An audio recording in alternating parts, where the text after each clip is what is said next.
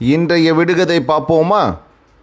மரம் வழுக்கும், காய் துவர்க்கும், பழம் இனிக்கும். அது என்ன? என்னடா அது? வழுக்குன்றாங்க, ஆனால் இனிக்கும் பழத்தை கொடுக்குன்றாங்க. என்னன்னு கண்டுபிடிச்சிங்களா? அதுதான் வாழை. இன்றைய விடுகதை பார்ப்போமா? கசப்புக்காரன், கலரில் மட்டும் பசப்புக்காரன். அது என்ன? என்னடா அது? கசப்புன்றாங்க, பசப்புன்றாங்க. என்னன்னு கண்டுபிடிச்சிங்களா? அதுதான் குன்றிமணி. இதை குண்டுமணின்னு கூட சொல்லுவாங்க.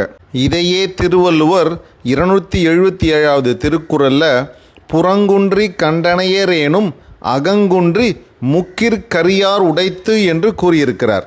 இதன் பொருள், வெளித்தோற்றத்தில் குன்றிமணியைப் போல செம்மையாக இருப்பவர்களில் சிலர் அக்குன்றிமணியின் மூக்கில் கருப்பு இருப்பது போல உள்ளத்தில் கருமை எண்ணம் கொண்டவர்களும் இருப்பர் என்பது பொருள்.